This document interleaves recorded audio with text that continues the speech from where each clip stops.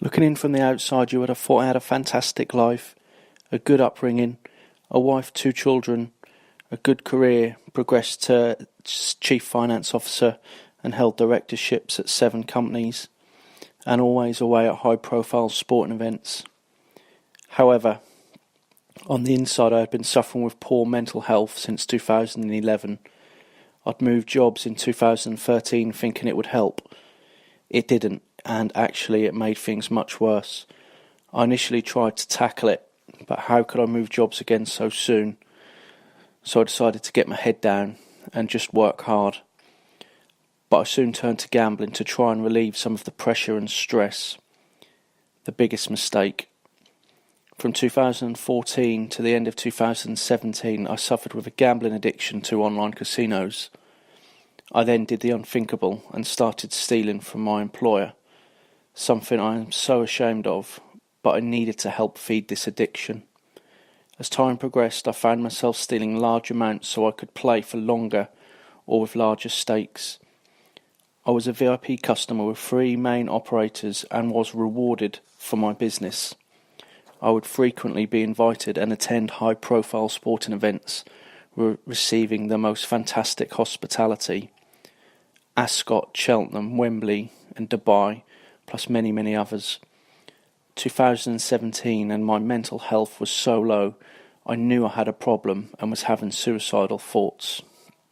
In October 17, I decided to resign from my job.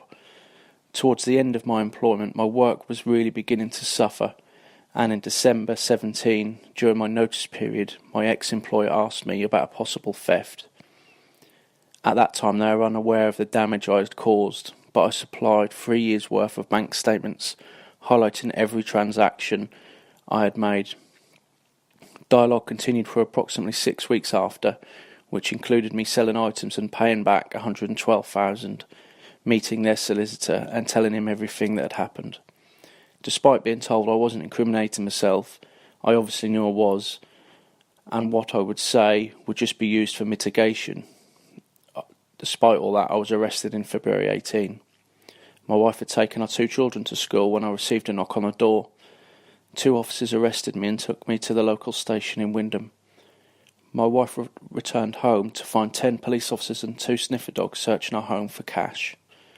Obviously nothing was found when I was released pending investigation. My recovery had already started at that point. I'd been referred to the NHS wellbeing unit and was awaiting sessions with their CBT therapist. I had also called GamCare, a free gambling treatment provider, and started to attend weekly counselling sessions with them in Norwich. The sessions were great. My wife attended too as an affected other. It really helped us understand the addiction and the devastation it can cause. I think subconsciously I had already completed a lot of the recovery, as I already knew I wouldn't gamble ever again. I could see all the damage around me that I had caused. Why would I go back to that and wish that upon anyone? I also took lots of books out from the library and read all about addictions and the different recovery methods that could be used. Again, I started to look at my mindset when my CBT counselling sessions started in April 18. I qualified as a certified life coach the month after, which was great because my first and only client was myself, and used a lot of the techniques learned again on myself and improving my mindfulness. I'm currently doing voluntary bits with GamCare, part of their service user panel, and Gamble Aware as part of their National Safer Gambling Awareness campaign. I'm also back to being a better dad to my 2 children and husband to my wife, all whilst waiting for that postal charge and court summons to come through the post. I don't want sympathy, as I'm thoroughly ashamed of my actions and deserve to suffer the consequences, but I do wish it would just happen a bit quicker.